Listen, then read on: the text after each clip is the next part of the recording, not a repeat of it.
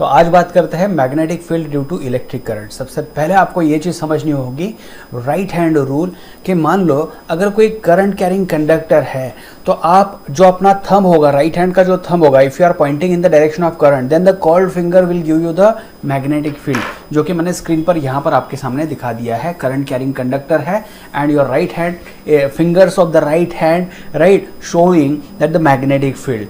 चलो ये चीज़ हो गई है। इसका मतलब तो ये हो गया है कि अगर वायर में से अगर करंट कैरिंग कंडक्टर है तो उसके सराउंडिंग में मैग्नेटिक फील्ड हमारे साथ यहाँ पर प्रोड्यूस होती ही होती है। उसके अलावा आपको एक दो चीज़ें ध्यान में रखनी पड़ेगी कि जैसे क्रॉस अगर मैं दिखाता हूँ तो क्रॉस का मतलब होता है इनटू द पेपर, ठीक है। अगर मैं मैग्नेटिक फील्ड दिखाता हूँ तो ये बी बार जो है क्रॉस मैग्नेटिक फील्ड, इसका मतलब मैग्नेटिक फील्ड जो है ये अंदर की ओर जा रही है।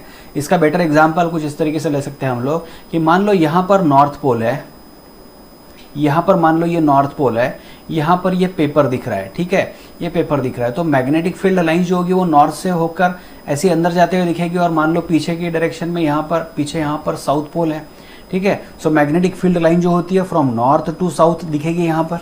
ये समझ में आ रहा है आपको? तो पेपर को जब हम लोग देख रहे हैं तो इस साइड में मान लीजिए नॉर्थ पोल है और मैग्नेटिक फील्ड लाइन ऐसी जा रही है और बैक साइड में पेपर के जो है साउथ पोल है। अभी अगर मैं ऊपर साउथ पोल रख देता हूं तो मुझे कुछ इस तरीके से दिखेगा। यहां पर मैग्नेटिक फील्ड बी बार दिखा देता हूं मैं, तो मैग्नेटिक फील्ड बी बार है मतलब क्या है, magnetic field is coming out of the paper. तो ये कुछ वे होते हैं रिप्रेजेंट करने के। उसी तरीके से मैग्नेटिक फील्ड को मैं इस तरीके से दिखा सकता हूँ, ये यूनिफॉर्म मैग्नेटिक फील्ड को रिप्रेजेंट करने का और एक तरीका हो गया है कि बी बार सिर्फ रिप्रेजेंट किया जाता है यहाँ पर, ठीक है। अभी हम लोग बात करते हैं, सबसे पहले जो बात करेंगे हम लोग यहाँ पर वो ये कि if we have a magnetic field, मान लो यहाँ पर क्रॉस मैग्नेटिक फील्ड है, ठीक है, ये क्रॉस मैग्नेटिक फील्ड है और इस मैग्नेटिक फील्ड में अगर कोई चार्ज पार्टिकल जो है वो एंटर करता है विद सर्टन वेलोसिटी, मान लीजिए यहाँ पर पॉजिटिव चार्ज एंटर कर लिया विद वेलोसिटी v, तो इसके लिए मैं आपको फ्लेमिंग्स लेफ्ट हैंड रूल बता रहा हूँ, स्क्रीन पर दिखा रहा हूँ, वो देख लो। तो ये फ्लेमिंग्स लेफ्ट हैंड रूल मैंने यहाँ पर दिखा दिया। तो मोशन की जगह पर आपको यहाँ पर लेना है फोर्स, तो एफ बी आई, देखो उंगलियों पर लिख लो एफ बी और आई, एफ बी और आई, ठीक है, एफ बी और आई। तो आई मतलब क्या होगा, जैसे यहाँ पर मैंने पॉजिटिव चार्ज दिखा दिया तो पॉजिटिव चार्ज का जो मोशन होगा, देखिए आपको ये पता है कि पॉजिटिव चार्ज कुछ इस डायरेक्शन में जा रहा है तो करंट जो होगा वो उसी सेंस में आपको लेना पड़ेगा, क्योंकि पॉजिटिव चार्ज की जो मोशन है वही डायरेक्शन जो होती है वो करंट की आप दिखा सकते हो। अच्छा, यहाँ पर जो है पॉजिटिव चार्ज ऐसे मूव कर रहा है तो अब एफ बी और आई, तो सबसे पहले आपको ये दो उंगलियों को सेट करना पड़ेगा। मैग्नेटिक फील्ड जो है जो मैंने पेपर के अंदर दिखा दिया तो इनवर्ड है, ठीक है, और इस डायरेक्शन में मोशन है। तो हुआ क्या, मैग्नेटिक फील्ड इनवर्ड है और चार्ज पार्टिकल जो है उसका वेलोसिटी इस डायरेक्शन में, तो ये करंट की डायरेक्शन हो गई आपकी। और जो थंब होगा ये थंब आपको देगा फोर्स। तो इस चार्ज पर ना कुछ इस तरीके से फोर्स जनरेट हो रहा है। अभी आपने यहाँ पर गौर किया होगा तो आपको ध्यान में आएगा कि फोर्स और वेलोसिटी जो है एक दूसरे को परपेंडिकुलर है। परपेंडिकुलर जब आते हैं तो ये कहीं ना कहीं यहाँ पर देख लीजिए आप, एक स्पेसिफिक पाथ फॉलो किया जाता है और ये जो पाथ होगा डेफिनेटली अगर मैग्नेटिक फील्ड कंटिन्यू है तो ये पार्टिकल जो होगा ये सर्कल परफॉर्म करते रहेगा। लेकिन यहाँ पर जो है क्योंकि एंट्री इसने किया है और मैग्नेटिक फील्ड जो है वो स्पेसिफिक रीजन में ही दिखाई गई है, तो डेफिनेटली वो यहाँ से होकर यहाँ फिर टेंजेंशियल वेलोसिटी से निकल जाएगा। अभी जो फोर्स आया है तो इस फोर्स ने, आप इस पर अभी कंपिटिटिव एंट्रेंस के हिसाब से बात करना सोचना शुरू कर दो कि जो फोर्स है इस फोर्स ने कहीं भी चार्ज पार्टिकल की वेलोसिटी ना बढ़ाई ना घटाई, ठीक है, पार्टिकल की स्पीड ना बढ़ाई ना घटाई, लेकिन इसने जो है पार्टिकल की जो है डायरेक्शन चेंज कर ली। तो ये जो होगा ये आपको ट्रेजेक्ट्री या फिर वो जो ट्रैक पर्टिकुलर मिल रहा है राइट, उससे रिलेटेड हेल्प करेगा। तो जो फोर्स आ रहा है तो फोर्स का जो फॉर्मूला ये है Q V bar cross B bar, मतलब यहाँ पर तो क्रॉस प्रोडक्ट बन गया, या फिर मैग्नीट्यूड वाइज आप ले लो तो F is equal to Q we B sine theta आ जाएगा। ये समझ में आ रहा है? तो यहाँ अभी साइन थीटा क्या है, तो आप अगर स्टेट बोर्ड के हिसाब से बात कर रहे हो तो काफ़ी हद तक चांसेस ये होते हैं कि थीटा 90 डिग्री लिया जाता है। कैसे 90 डिग्री लिया जाता है वो भी समझ लो आप। यहाँ पर मैग्नेटिक फील्ड इनवर्ड है, मतलब अंदर की ओर, तो मान लो ये मैग्नेटिक फील्ड अंदर की ओर है और चार्ज पार्टिकल जो कुछ इस तरीके से एंटर हो रहा है, इस तरीके से एंटर हो रहा है, तो मैग्नेटिक फील्ड और वेलोसिटी इन दोनों के बीच का एंगल कितना है, 90 डिग्री है। तो जो मैग्नेटिक फील्ड है और चार्ज का जो मोशन था, मैग्नेटिक फील्ड और चार्ज का जो मोशन था, इनके बीच में एंगल कितना है, 90 डिग्री। तो अगर थीटा 90 डिग्री है, मतलब क्या है, velocity vector is perpendicular to magnetic field vector, ठीक है। अगर ऐसी बात होती है तो आपका फॉर्मूला जो है वो आ जाएगा F is equal to Q we B. और क्योंकि आपकी वैल्यू यहाँ पर देखिए थीटा 90 डिग्री है तो साइन 90 तो यहाँ पर बन गया 1, ठीक है। ये बात आपको समझ में आ गई है। तो फ्लेमिंग्स लेफ्ट हैंड रूल किस तरीके से इस्तेमाल करना है और ये फोर्स फॉर्मूला कैसे दिया जाता है। देखिए यहाँ पर जो होगा मैग्नीट्यूड में अगर आप देखोगे तो यहाँ पर वी बार क्रॉस वी बार है, तो फोर्स की डायरेक्शन आपको वी बार क्रॉस वी बार से मिल सकती है। इसके अलावा आपको और एक क्वेश्चन एक्सपेक्ट कर सकते हो, क्योंकि यहाँ पर क्रॉस प्रोडक्ट बन रहा है, तो क्रॉस प्रोडक्ट से रिलेटेड जो थ्योरी है उससे रिलेटेड न्यूमेरिकल जो होगा वो आप करवा सकते हो। वेलोसिटी वेक्टर दिया है, मैग्नेटिक फील्ड का वेक्टर दिया है, तो इनका क्रॉस प्रोडक्ट आप इजीली कर सकते हो। चलिए आते हैं नेक्स्ट पॉइंट पर। मैं एक दो केसेस भी आपके साथ डिस्कस कर लूँगा यहाँ पर। वो ये है कि जो मैंने आपको फोर्स का फॉर्मूला दिखाया है यहाँ पर कि F is equal to Q we B sine theta. तो सबसे पहली तो बात ये ले लो कि अगर न्यूट्रल पार्टिकल है, न्यूट्रल पार्टिकल है इसका मतलब क्या हो गया, पार्टिकल पर चार्ज ही नहीं है। क्यू अगर जीरो है, मान लीजिए कोई न्यूट्रॉन है, तो न्यूट्रॉन तो इलेक्ट्रिकली न्यूट्रल है, तो न्यूट्रल अगर है तो उस पर भी फोर्स होगा जीरो। सेकंड चीज आपको ध्यान में रखनी है कि V इक्वल टू जीरो है, इसका मतलब क्या है, मैग्नेटिक फील्ड तो है, मान लीजिए मैग्नेटिक फील्ड है, चार्ज पार्टिकल भी है, लेकिन ये स्टेशनरी है। ये क्या है, स्टेशनरी है। ये जो चार्ज पार्टिकल है ये स्टेशनरी है, कहीं पर भी मूवमेंट नहीं कर रहा। तो यहाँ पर आपको मिलेगा फोर्स इक्वल टू जीरो, क्योंकि देखिए V वैल्यू अगर जीरो है तो कोई मतलब नहीं बन रहा है। थर्ड चीज जो है उसको समझ लो आप कि मान लो ये मैग्नेटिक फील्ड है इस डायरेक्शन में, और अगर चार्ज पार्टिकल आ रहा है and that is moving parallel to the magnetic field, तो थीटा या तो 0 डिग्री है या फिर मान लीजिए वही पॉजिटिव चार्ज है जो इस डायरेक्शन में जा रहा है, तो यहाँ पर अगर बात करें तो थीटा 180 डिग्री हो जाएगा। तो दोनों ही केस में क्या हो रहा है, साइन की जो वैल्यू होगी वो 0 हो जाएगी। इसका मतलब यहाँ पर वापस से फोर्स इज इक्वल टू आ जाएगा 0। और फोर्थ चीज जो हम लोगों ने बात किया कि थीटा इक्वल टू 90 डिग्री, मतलब मान लो कि जैसे मैग्नेटिक फील्ड जो है यहाँ पर तो मैंने दिखा दिया, चार्ज पार्टिकल एंटर कर लिया, लेकिन चार्ज पार्टिकल कुछ इस तरीके से एंटर किया विथ वेलोसिटी भी, ये v बार है, ये वेलोसिटी वेक्टर v बार है। तो यहाँ पर थीटा 90 डिग्री आ गया, तो उस वजह से साइन 90 की वैल्यू 1 आ जाएगी, तो ये फोर्स की वैल्यू मैक्सिमम आ जाएगी और वो आ जाएगी क्यू वी बी। यहाँ पर ये इतनी केसेस आपको ध्यान में रखना है, इतनी चीज़ें आपको समझ में लेना है।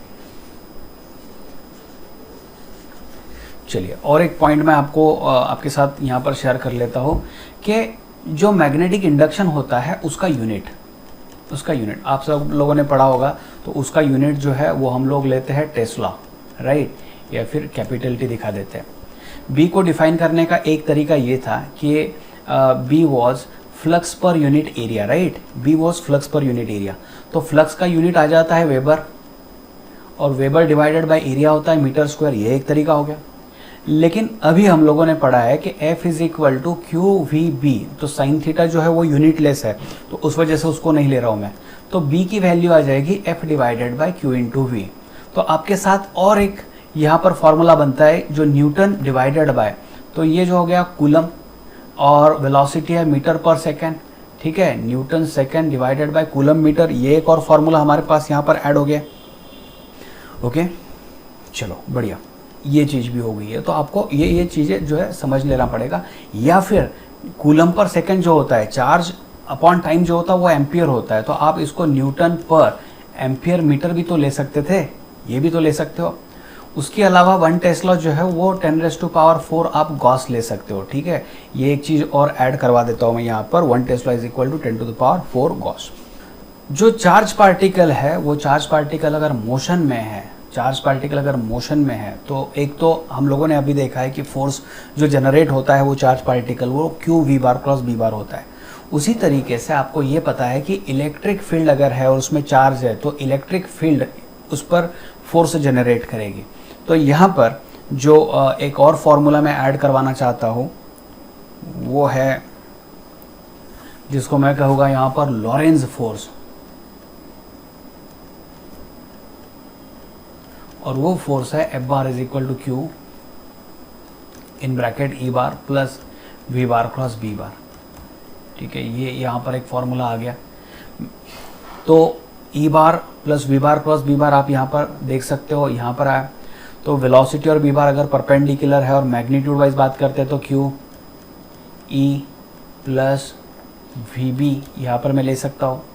हालांकि इसकी लेने की ज़रूरत कुछ नहीं है एक्चुअल में, देखा जाए तो इसको कट करवा देता हूँ, नहीं ज़रूरत। अभी देखिए, अगर फोर्स की वैल्यू 0 है, फोर्स की वैल्यू 0 है, तो फोर्स की वैल्यू अगर 0 है इसका मतलब क्या हो गया, तो चार्ज तो 0 नहीं होगा, मतलब E bar must be equal to v bar cross B bar with negative sign आना चाहिए। V bar cross B bar के अपोजिट होना चाहिए, जो v bar cross B bar होगा उसके एग्जैक्टली अपोजिट होना चाहिए। मैग्नीट्यूड वाइज देखता हो तो E is equal to V B आना चाहिए, तो V can be equal to E divided by B. Velocity of charge particle is equal to electric field divide by magnetic field. ये एक फॉर्मूला आप ध्यान में रखो। अभी सिलेबस में तो साइक्लोट्रॉन पूरी तरीके से कट कर दिया है आपके स्टेट बोर्ड के, लेकिन ये वीडियो शायद अगले साल के लिए भी कुछ हेल्पफुल हो सकता है, इसीलिए मैं इसको ऐड करवा देता हूँ। तो बाकी बच्चे जो हो गए जो इस साल के लिए सीईटी के लिए प्रिपेयर कर रहे हैं, वो अगर इस चीज़ को स्किप भी करवा दे तो कोई दिक्कत नहीं है, स्किप करवा सकते हैं आप यहाँ पर जो है साइक्लोट्रॉन। तो साइक्लोट्रॉन की एक डायग्राम मैं यहाँ पर ला लेता हूँ। तो स्क्रीन पर यहाँ पर एक डायग्राम दी है, यहाँ पर 2 मैग्नेट है, स्ट्रॉन्ग मैग्नेट आप कंसिडर कर सकते हो। मान लीजिए एक नॉर्थ पोल है और एक साउथ पोल कंसिडर कर लीजिए। तो मैग्नेटिक फील्ड लाइंस जो होगी वो यहाँ से होकर यहाँ पर जाएगी। तो कुछ इस तरीके से मैग्नेटिक फील्ड लाइंस आपको यहाँ पर दिख सकती है। तो ये रिप्रेजेंट करने के लिए मैंने यहाँ पर आपको दिखा दिया। बीच में जो है 2 डीज, डी शेप्ड, ठीक है, यहाँ पर इसको डीज ही कहा जाता है, तो ये रख दिया है। लेकिन देखिए अंदर से ये हॉलो है, ऊपर की जो प्लेट है नीचे की जो प्लेट है, तो इसके बीच में जो एक गैप है और यहाँ पर एग्जैक्टली सेंटर पर यहाँ पर एक सोर्स रख दिया गया। सोर्स ऑफ व्हाट, तो source of like positive charge रख दिया गया। हालांकि ये शुरुआत में इलेक्ट्रॉन के लिए तैयार किया गया था, लेकिन जब इलेक्ट्रॉन की स्पीड बढ़ती है तो होता क्या है कि इलेक्ट्रॉन पर रिलेटिविस्टिक वाला इफेक्ट काम करना शुरू हो जाता है, तो इसके कई सारे कैलकुलेशन गड़बड़ा जाते हैं। तो अभी हम लोग बात करेंगे कि पॉजिटिव चार्जेस जो कि हेवी चार्जेस हो गए और जो मतलब इतना भी स्पीड उसको नहीं मिल रहा है कि उस पर रिलेटिविस्टिक वाला इफेक्ट हावी हो जाए, तो यहाँ पर पॉजिटिव चार्ज ले लेते हैं। अभी हम लोग थोड़ा ऊपर से देखते हैं कि क्या होता होगा। मान लो यहाँ पर वो जो डी है दिखा रहा हूँ मैं, कुछ इस तरीके से डी दिखाता हूँ, थोड़ा उसको इरेज भी करा देता हूँ तो आपको थोड़ा समझ में आ जाएगा। ओके, ठीक है, ये चीज़ हो गई यहाँ पर। अभी ऐसा मान के चलते थोड़ी देर के लिए कि क्रॉस मैग्नेटिक फील्ड मतलब मैग्नेटिक फील्ड इनवर्ड है, बी बार इनवर्ड है, राइट। और यहाँ पर कोई चार्ज पार्टिकल यहाँ पर जनरेट हो गया है, चार्ज पार्टिकल मिल गया मुझे। अभी मैं क्या करूँगा, ये जो डी है, ये डी को कुछ इस तरीके का सोर्स कनेक्ट करा दिया गया है कि जो क्या कर रहा है, अल्टरनेटिंगली इस प्लेट को कभी पॉजिटिव करता है, फिर इसको निगेटिव करा देता है, उसके बाद उल्टा हो जाता है, ये निगेटिव ये पॉजिटिव, ठीक है, फिर ये पॉजिटिव ये निगेटिव, कुछ इस तरीके से ये सारी चीज़ें होती रहेगी। तो अभी क्या करना है, मान लो कि ये जो डी है ये साइड वाली ये निगेटिव है, तो ये पॉजिटिव चार्ज जो होगा वो इस तरीके से यहाँ पर इस डायरेक्शन में मूवमेंट करना शुरू कर देगा। लेकिन अभी क्या हो गया, चार्ज पार्टिकल जो है, charge particle is in a magnetic field, so Fleming's left hand rule आप अप्लाई कर दो। देखिए एफ बी, बी तो अंदर है और करंट पार्टिकल इस डायरेक्शन में जा रहा है, तो आपका थंब ऊपर आ जाएगा, मतलब इस पर फोर्स जो होगा कुछ ऊपर की डायरेक्शन में जनरेट हो जाएगा। तो जैसे ही फोर्स ऊपर की डायरेक्शन में जनरेट हो जाता है, ऊपर की डायरेक्शन में जनरेट हो जाता है, ठीक है, तो मैं थोड़ा दिखाने के लिए कुछ एडजस्टमेंट खाली करूँगा ताकि आपको समझ में आ जाए ये चीज़ें। तो ठीक है, पार्टिकल यहाँ से होकर यहाँ पर आ जाएगा, यहाँ पर आ गया। जैसे यहाँ पर आ गया, इसको जनरेटर जो होता है, राइट, इसको ऑसिलेटर को इस तरीके से सेट किया जाता है कि ये टर्मिनल पॉजिटिव हो गया और ये निगेटिव हो गया वापस से इधर। तो ये पॉजिटिव चार्ज यहाँ पर आ गया, वापस से अट्रैक्ट हो जाएगा, तो वापस से अट्रैक्ट जब हो जाएगा तो ये इस साइड में आ जाएगा। तो जैसे ही मूवमेंट करना शुरू कर देता है, सीधे जाने की कोशिश कर रहा था, लेकिन Fleming's left hand rule F B I, B अंदर है, करंट इस डायरेक्शन में, फोर्स नीचे आ गया, तो वापस से ये घूम के यहीं पे आ जाएगा। ठीक है, मैं थोड़ा डायग्राम आपको दिखाने की कोशिश कर रहा हूँ। यहाँ पर आ गया, वापस से जो डीज है वो उन्हें पोलैरिटी रिवर्स करा दी, वापस से यही चीज़ हो रही है। तो ये सारा मसला जो दिख रहा है आपको, वापस यहाँ पर जब आता है, बीच में जब आता है, तो पोलैरिटी रिवर्स हो जाती है। फिर ये चीज़ रिपीट रिपीट रिपीट होते रहेगी। मेरी डायग्राम यहाँ पर थोड़ी अच्छी नहीं दिखेगी आपको, लेकिन समझ लो, रिपीट रिपीट रिपीट होते रहेगा। ठीक है, एक मोमेंट ऐसा होता है जब मुझे इसको बाहर निकालना होता है। तो कब बाहर निकालना है, तो मान लो यहाँ पर आ गया और मुझे यहाँ से निकालना है, तो यहाँ कुछ डिफ्लेक्टर्स ऐसे लगा दिए जाते हैं कि कुछ इस तरीके से कि मैग्नेटिक इफेक्ट, फील्ड वाला इफेक्ट ये कैंसिल करवा दे उस टाइम पे। जैसे अभी हम लोगों ने अभी देखा है ना इलेक्ट्रिक और मैग्नेटिक फील्ड, तो होता क्या है कि नेट फोर्स 0 हो जाता है, तो पार्टिकल जो है वो सीधा के सीधा निकल जाएगा। तो यहाँ पर इसको लाया जाता है। अच्छा, इसका पर्पस क्या था, तो ये साइक्लोट्रॉन जो ये एक तरीके से एक्सेलरेटर है। एक्सेलरेटर है मतलब क्या हो रहा है, ये चार्ज पार्टिकल को एक्सेलरेट कर रहा है, और एक्सेलरेट कर रहा है तो चार्ज पार्टिकल की स्पीड बढ़ा रहा है। इसमें जो बेसिक प्रिंसिपल है वो ये है कि मैग्नेटिक फोर्स जो होता है QVB, क्योंकि अभी साइन वैल्यू तो 1 आ जाएगी क्योंकि मैग्नेटिक फील्ड और वेलोसिटी दोनों एक दूसरे को परपेंडिकुलर है। तो QVB is equal to, it is providing necessary centripetal force. तो सेंट्रीपिटल फोर्स देखिए आपको V मिल रहा, QBR डिवाइडेड बाय M, ये एक चीज़ हो गई है। दूसरा V डिवाइडेड बाय R अगर मैं लेता हूँ तो मेरे पास आ जाता है QB डिवाइडेड बाय M। तो एक चीज़ मुझे समझ में आ रही है कि V बाय R, तो अगर आप देखोगे तो इसका रेडियस बढ़ रहा है, स्पीड भी बढ़ रहा है, तो ये सारी चीज़ें हो रही है। इसको कह देते हैं एंगुलर वेलोसिटी, क्योंकि सर्कुलर मोशन चल रहा है, angular velocity. So omega is QB divided by M। आपको दिख रहा है ये जो चीज़ है ये कांस्टेंट है, क्योंकि मैंने आपको बोला रिलेटिविस्टिक इफेक्ट नहीं लेना है। चार्ज फिक्स्ड है, B मैग्नेटिक फील्ड फिक्स्ड है, मास ऑफ पार्टिकल फिक्स्ड है, तो ये सारी चीज़ें कांस्टेंट हो गई। फिर ओमेगा जो होता है तो फ्रीक्वेंसी इज इक्वल टू, हाँ क्या आता है, ओमेगा डिवाइडेड बाय 2 पाई आ जाता है। तो ओमेगा डिवाइडेड बाय 2 पाई मतलब 1/2 पाई, और ये ऊपर आ गया QB डिवाइडेड बाय M, या फिर आप F is equal to QB divided by 2 pi M लिख सकते हो, बराबर है। और टाइम पीरियड के बारे में बात करें तो 2 pi M reciprocal of frequency आ जाएगा, 2 pi M divided by QB। ठीक है, जैसे जैसे ये बाहर निकलता है, मान लीजिए मैक्सिमम रेडियस है इसकी, मैक्सिमम रेडियस है, तब उसको मैक्सिमम काइनेटिक एनर्जी मिल चुकी है। तो उस समय उसके पास काइनेटिक एनर्जी कितनी होगी, तो kinetic energy half of mv² हम बोल सकते हैं। लेकिन उस समय का रेडियस जो होगा वो कैपिटल R होगा, तो आप हाफ ऑफ mv का स्क्वायर अगर मैं ले लूँ तो ये आ जाएगा QB capital R divided by M, इसका स्क्वायर आ जाएगा। तो साइड में चीज़ हो जाएगी Q² B² R² divided by 2, और ये नीचे का M² और ये एक M, तो ये आ गया बेटा यहाँ पर काइनेटिक एनर्जी मैक्सिमम। आपने और एक चीज़ अगर नोटिस की होगी तो जो चार्ज पार्टिकल है उसकी जो स्पीड बढ़ रही है, कब बढ़ रही है, जैसे ही वो सेंटर में आ जाता है, तो जो डीज होती है, डीज का जो पोलैरिटी है चेंज हो जाता है। अच्छा, इस डीज को कैसे समझ रहा है कि पोलैरिटी चेंज करना है, क्योंकि आप यहाँ पर देख सकते हो कि टाइम पीरियड भी फिक्स्ड है। मतलब चार्ज पार्टिकल को एक सर्कल अगर कंप्लीट करना हो तो उसका टाइम पीरियड फिक्स हो गया, उसका रेडियस बढ़ गया तो स्पीड बढ़ जाएगा, लेकिन उसका टाइम पीरियड फिक्स रहेगा। तो डी में ये फीड करा दिया जाता है, क्योंकि आप कौन सा पार्टिकल को एक्सेलरेट करने वाले हो, उसका चार्ज क्या है, मैग्नेटिक फील्ड जो आपने अप्लाई कर दी, उस पार्टिकल का मास क्या है, ये सारी चीज़ें अगर पहले से पता हो तो टाइम पीरियड वाला कॉन्सेप्ट तो अपना फिक्स हो गया, राइट। तो अभी इसमें क्या करना है, देख लो कि जो चार्ज पार्टिकल एग्जैक्टली सेंटर में आ रहा है तब उसका स्पीड बढ़ रहा है, राइट। तो एक सर्कल कंप्लीट करते समय, मतलब एक पूरा रोटेशन, एक पूरा रिवॉल्यूशन कंप्लीट करते समय 2 बार इसका एनर्जी जो है बढ़ चुका है। तो इसमें अगर मान लीजिए उसने 100 रिवॉल्यूशंस किए होंगे, तो उसका 100 रिवॉल्यूशंस में 200 बार उसका स्पीड बढ़ गया होगा, क्योंकि देखिए ना, यहाँ से यहाँ तक आया, पहले यहाँ पर आया मान लो, तो एक सर्कल भी कंप्लीट नहीं हुआ, यहाँ स्पीड बढ़ गया, फिर वापस यहाँ पर आया, स्पीड बढ़ गया, तो हाफ रिवॉल्यूशन में स्पीड बढ़ रहा है। तो ये भी चीज़ एक आपको ध्यान में रखनी है। यहाँ पर जो फॉर्मूले मैंने दिखाए हैं ये MCQ के लिए बहुत ही इंपॉर्टेंट होते हैं, लेकिन अगर सिलेबस में से ये पार्ट कट हो गया होगा तो आपको कोई दिक्कत नहीं है। ये इसमें से कोई भी क्वेश्चन CET को इस साल के लिए नहीं आएगा, लेकिन अगले साल अगर आप ये वीडियो देख रहे हो या फिर जिस समय ये सिलेबस में रखा है तो आपको ये फायदे में पड़ेगा ही पड़ेगा। चलो, हेलिकल मोशन वाला कॉन्सेप्ट भी देख लेते हैं, जो मोस्टली कट हो गया है, हेलिकल पाथ वाला। हेलिकल पाथ, तो हेलिकल पाथ में इस तरीके से समझ के चलो, मैं डायग्राम दिखा देता हूँ आपको। तो यहाँ पर मैग्नेटिक फील्ड दी गई है और चार्ज पार्टिकल जो एंटर हो रहा है ना, यहाँ पर ये एक स्पेसिफिक इंक्लिनेशन पर एंटर हो रहा है। कैसे एंटर हो रहा है वो समझ लो। मान लो कि मैग्नेटिक फील्ड जो है, मैं यहाँ पर मेरी खुद की डायग्राम निकालूंगा तो आप उसको समझ लेना। मान लो ये मैग्नेटिक फील्ड है और हमने अलग अलग कंडीशन तो देख लिया है, theta equal to 0 degree, 180 degree, 90 degree, और अभी जो एंगल होगा वो अदर देन 90 डिग्री हो जाएगा।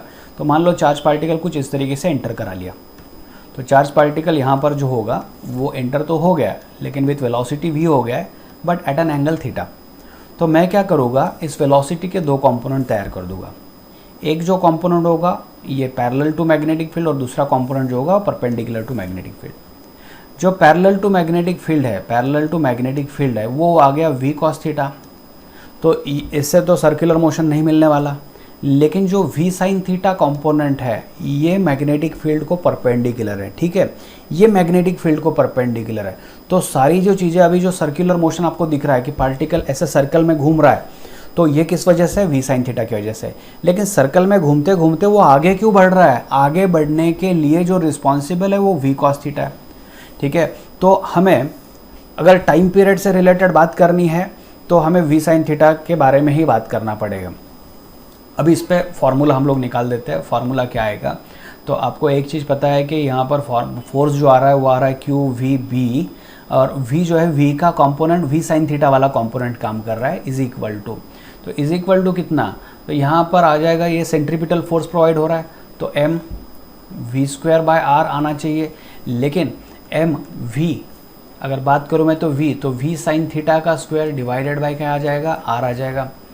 यहाँ पर v इज इक्वल टू कितना आ गया, Q B R divided by m sin theta, क्योंकि एक sin थीटा तो यहाँ पर कैंसिल हो गया, एक्सट्रीमली सॉरी। हाँ, सो यहाँ पर v is equal to Q B R divided by आ गया m sin theta, v is equal to Q B R by m sin theta, या फिर v sin theta is equal to Q B R divided by m, ये आप ले लो, v sin theta is equal to Q B R by m। अभी v sin theta जो है ये कंपोनेंट है, उसको डिवाइडेड बाय r में कर देता हूँ तो अब मुझे मिल जाएगा क्यू बी बाय m। अभी आपको लग रहा है v sin थीटा क्यों, तो v sin थीटा एक नंबर ही तो है, जिसको अगर मैं बोल दूँ v sin theta v perpendicular component, तो v perpendicular divided by r, क्योंकि जो सर्कल परफॉर्म हो रहा है वो v परपेंडिकुलर कंपोनेंट से हो रहा है। ठीक है, जो भी नंबर मिलने वाला है उससे हो रहा है। तो ये तो ओमेगा हो गया, तो omega equal to Q B by M. और इसी तरीके से टाइम पीरियड अगर आप निकालोगे तो twice by M divided by Q B. तो मजेदार अगर इसका पार्ट अगर आप देखोगे तो वो पार्ट जो है वो ये है कि टाइम पीरियड जो है ना वो एंगल पर डिपेंड नहीं कर रहा है। हमको फिलहाल शुरुआत में ऐसा लगा था कि यार साइन थीटा आ गया तो कुछ हो जाएगा, लेकिन टाइम पीरियड जो है 2πm/qb ही है। इसके साथ साथ अभी हो क्या रहा है कि ये पार्टिकल जो है ये आगे आगे जा रहा है, तो यहाँ से यहाँ तक जब जाता है तो इसको कहा जाता है पीच। तो पीच कितना आ गया, पीच इज इक्वल टू आ गया ये आपका v cos थीटा और मल्टीप्लाई बाय उसको कर दो टाइम पीरियड, क्योंकि इसने सर्कल कंप्लीट करते हुए यहाँ तक तो ला लिया उसको, v cos थीटा ने उसको आगे खींच लिया। तो इस तरीके से आपको इसका पीच मिल सकता है। फिर देखिए हमारे पास अगर कोई कंडक्टर है और जो कि मैग्नेटिक फील्ड में रख दिया गया और इसमें से मान लो करंट पास हो रहा है I, ठीक है, इसकी लेंथ जो होगी वो L होगी, मैग्नेटिक फील्ड B बार जो है वो इनवर्ड है। तो आपको यहाँ पर फोर्स कैलकुलेट करना है और फोर्स कैलकुलेट करने के लिए फ्लेमिंग्स लेफ्ट हैंड रूल ही इस्तेमाल करना है। B यहाँ पर इनवर्ड है, ठीक है, आपका FBI इस डायरेक्शन में है, B इनवर्ड है तो फोर्स आ जाएगा ऊपर, तो इस रॉड पर फोर्स ऊपर की डायरेक्शन में काम करने वाला है। और फॉर्मूला आएगा F is equal to I in bracket L bar cross B bar. अच्छा, L बार कौन सी डायरेक्शन लिए जाए, तो जो करंट की डायरेक्शन है ना, जो करंट की डायरेक्शन है बस उसी को आप ले लो L बार।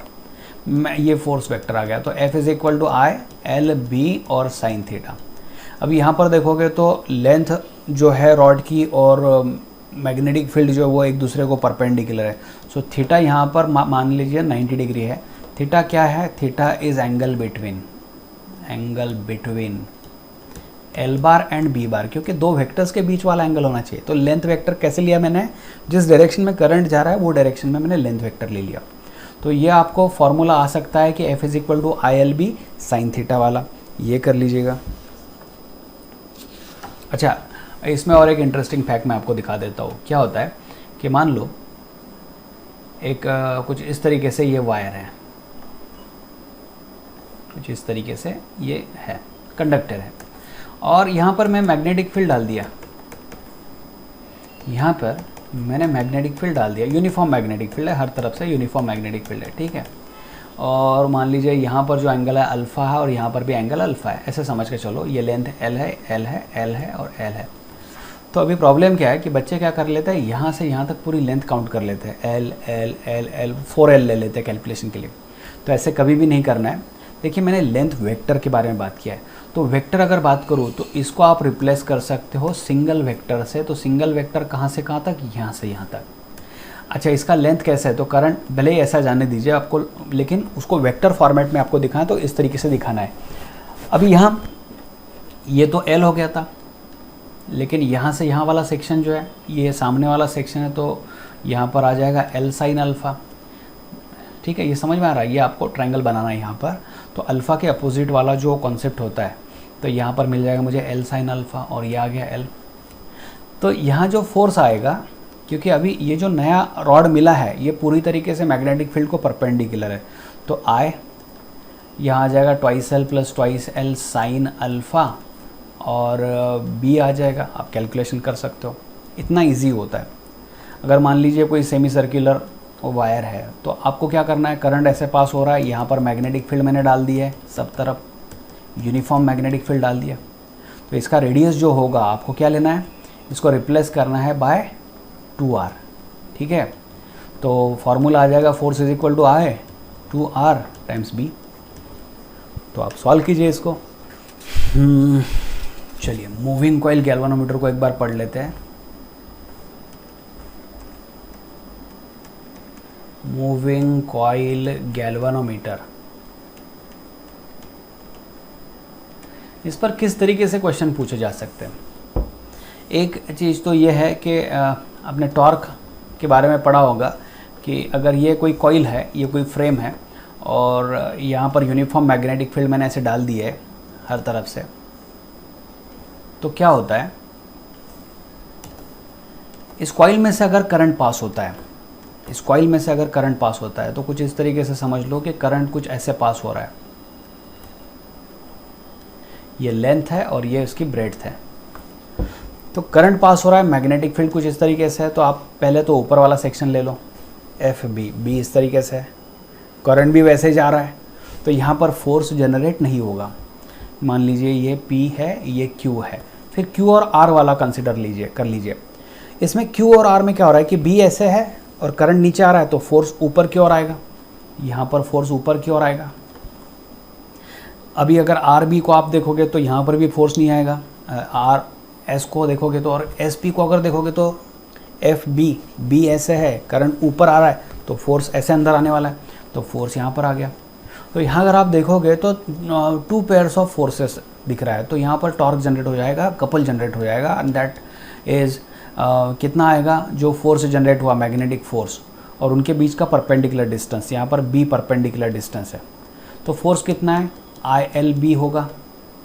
और साइन तो मैं लूँगा नहीं, क्योंकि देखिए ये रॉड दिख रहा है, ये रॉड और यहाँ पर ये जो मैग्नेटिक फील्ड है, ये दोनों एक दूसरे को परपेंडिकुलर दिख रहा है, तो ILB और ये मल्टीप्लाई बाय B, तो लेंथ मल्टीप्लाई बाय ब्रेड, तो एरिया हो गया, तो ये IB और ये एरिया ऑफ क्रॉस सेक्शन हो गया। अच्छा, फॉर अगर n नंबर ऑफ टर्न्स होता, फॉर n टर्न्स, तो टॉर्क टोटल कितना आ जाता, NBI एंड A मल्टीप्लाई, ठीक है, ये आ गया। अभी इस फ्रेम को क्या किया जाता है, जो मूविंग कॉइल गैल्वानोमीटर जो नॉर्मली था, वो उसको इस तरीके से कॉन्केव पोल पीसेस में रखा जाता था, और ये जो फ्रेम है नीचे जो होता है सॉफ्ट आयरन सिलेंडर होता है, और यहाँ पर एक स्प्रिंग डाला जाता है, इसको सस्पेंड किया जाता है, ऐसे रख दिया जाता है। इस वायर में से करंट आता है, इस वायर में से करंट निकल जाता है, बीच में टॉर्क जनरेट हो जाता है। तो होता क्या है, इस पर एक मिरर भी डाला होता है, जो कि लाइट इंसिडेंट होता है। अगर कॉइल रोटेट होती है तो ये मिरर भी रोटेट हो जाएगा, और इस पर इंसिडेंट लाइट कहीं और जाएगा, तो आपको एंगल फाइंड आउट करते आ सकता है। ये एक सिंपल प्रोसीजर थी। लेकिन अभी आप सोच लो कि ये जो वायर है, इस वायर को अगर मैंने ऐसे टिल्ट कर दिया, तो ऊपर वाला पार्ट तो फिक्स था, तो जैसे मैं उसको रोटेट कर रहा हूँ, तो कहीं ना कहीं इसके अंदर एक रिस्टोरिंग टॉर्क भी जनरेट होना चाहिए, और जो रिस्टोरिंग टॉर्क जनरेट हो रहा है, रिस्टोरिंग टॉर्क जो जनरेट हो रहा है tau is equal to C theta है। तो सी जो होगा वो वायर जो हम लोगों ने यूज़ किया उसका restoring torque per unit twist होगा। तो ये रिस्टोरिंग टॉर्क हो गया। और ये जो डिफ्लेक्टिंग टॉर्क था, जब ये दोनों टॉर्क जो एक दूसरे के इक्वल अपोजिट है, ये इसको रोटेट करने की कोशिश कर रहा है, ये इसको रोकने की कोशिश कर रहा है, जब दोनों एक दूसरे के इक्वल अपोजिट हो जाए तो ये बात रुक जाएगी। तो आप बोल सकते हो N B I A is equal to C theta. ठीक है, तो आई इज इक्वल टू मिल गया मुझे C by N B A और यहाँ पर थीटा मिल गया। तो कहीं ना कहीं ये ऐसा एक डिवाइस है जिसमें आपको पता चलेगा कि करंट जो है डायरेक्टली प्रोपोर्शनल टू डिफ्लेक्शन है। इस तरीके से इस डिवाइस को तैयार किया गया था, लेकिन बाद में उसको पोर्टेबल डिवाइस में कन्वर्ट करा दिया गया। तो पोर्टेबल जो होगा वो मैं दिखाता हूँ यहाँ पर। ठीक है, तो पोर्टेबल को क्या कर लिया, वो वायर ऊपर का निकाल दिया, ऊपर का निकाल के यहाँ पर एक स्प्रिंग फिक्स करा दिया। यहाँ पर तो ऑलरेडी स्प्रिंग था, तो दो स्प्रिंग के बीच में इसको पिवोट करा दिया बराबर से, और ऊपर जो है मिरर निकाल के यहाँ पर लाइट एल्यूमिनियम पॉइंटर को डाल दिया और ऊपर एक स्केल डाल दी। तो इस तरीके से ये पोर्टेबल हो गया, जो कि आपने शायद प्रैक्टिकल करते समय देखे भी होंगे, एमीटर और वोल्ट मीटर। बस ये उसी का वर्जन है। एमीटर और वोल्ट मीटर जो आपने देखा है, या फिर गैल्वेनोमीटर आपने देखा है, देखिए ये वोल्ट मीटर है। ठीक है, तो वोल्ट मीटर, एमीटर, गैल्वेनोमीटर, बस यही चीज़ें हैं। एक्चुअली गैल्वेनोमीटर होता है पहले, फिर गैल्वेनोमीटर को रिक्वायरमेंट के हिसाब से वोल्ट मीटर और फिर आप एमीटर में कन्वर्ट कर सकते हो। नेक्स्ट हमको पढ़ना है magnetic dipole moment of coil. Magnetic dipole moment of current carrying coil. Current carrying coil, ठीक है, करंट कैरिंग कॉइल। तो मान लो ये करंट कैरिंग कॉइल है और इसमें से ऐसे करंट पास हो रहा है। तो आपको क्या करना है, आपका राइट हैंड जो है, इसकी जो फिंगर्स होगी वो कर्ल कर लो in the direction of current. तो आपका जो थंब होगा वो आपको डाइपोल मोमेंट की डायरेक्शन दिखा देगा। तो ये जो है, ये डाइपोल मोमेंट म्यू बार में दिखा रहा हूँ। तो म्यू बार कितना है, तो ये आ जाएगा current multiply by area vector. Current multiply by area vector, या magnitude wise current multiply by मैं दिखा दूंगा area, current multiply by area. अगर ये कॉइल में नंबर ऑफ टर्न्स है तो जो डाइपोल मोमेंट आएगा, देख लो इसको, डाइपोल मोमेंट एन आई इंटू एरिया, या फिर इसी को काफ़ी बार तो डाइपोल मोमेंट कैपिटल एम दिखाया जाता था, तो एन आई ए। आप इसका यूनिट देख सकते हो, नंबर ऑफ टर्न्स को तो कोई यूनिट नहीं है, तो करंट आ गया एम्पियर और ये आ गया metre square, ampere metre square, जो मैग्नेटिज्म में आपको इस्तेमाल करना होता है यूनिट को। तो कहीं ना कहीं आपको ये समझ में आ गया होगा कि ये जो कॉइल है जो जिसमें से करंट पास हो रहा है वो एक तरीके से मैग्नेट की तरह काम कर रही है। अगर यहाँ पर मान लीजिए मैंने कोई मैग्नेटिक फील्ड ऐसी डाल भी दी, अगर मैंने यहाँ पर एक मैग्नेटिक फील्ड बी बार डाल दी और यहाँ पर म्यू बार और बी बार के बीच में कोई एंगल है, तो इस पर टॉर्क जनरेट हो जाएगा।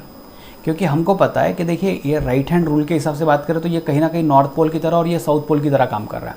तो एक एक्टिव मैग्नेट, कोई एक एक्टिव मैग्नेट आपने मैग्नेटिक फील्ड में रख दिया और यहाँ पर मैग्नेटिक फील्ड इंक्लाइन डाल दिया, मान लीजिए ऊपर नॉर्थ है, ये साउथ है, तो मैग्नेट तो पूरी तरीके से कोशिश करेगा यहाँ पर ओरिएंट होने की along the magnetic field.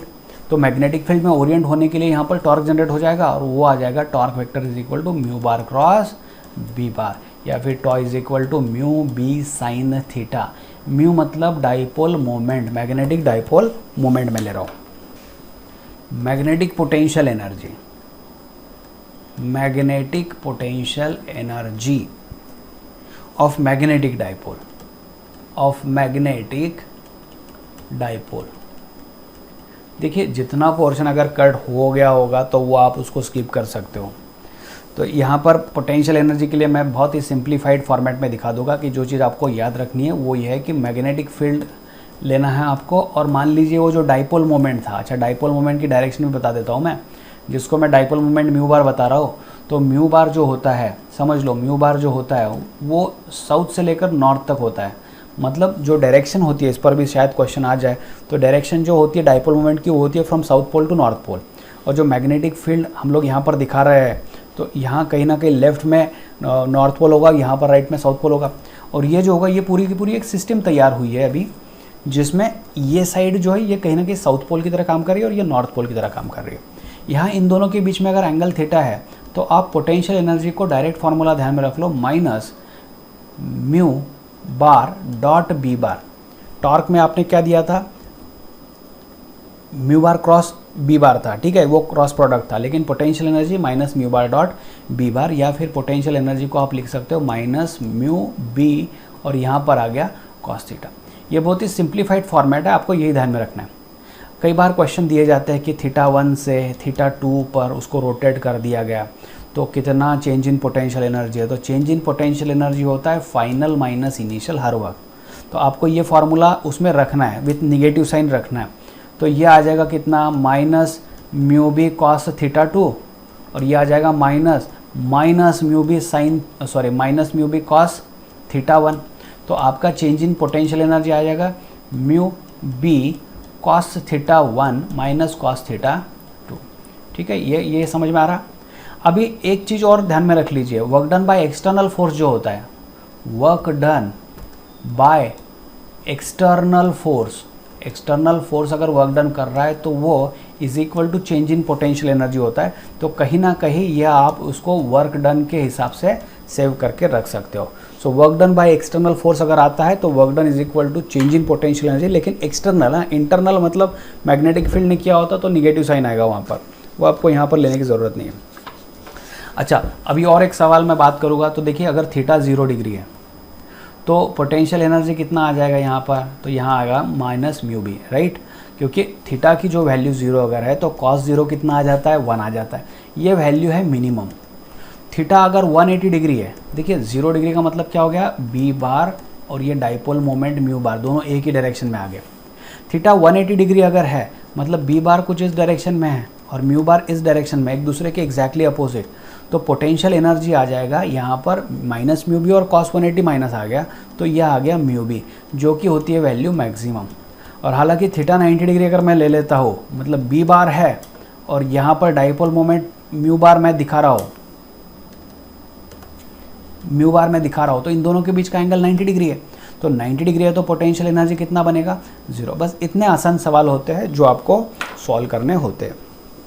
Biot-Savart law और उसके आगे वाला जो कॉन्सेप्ट होगा वो अगले लेक्चर में मैं कंप्लीट करा लूँगा।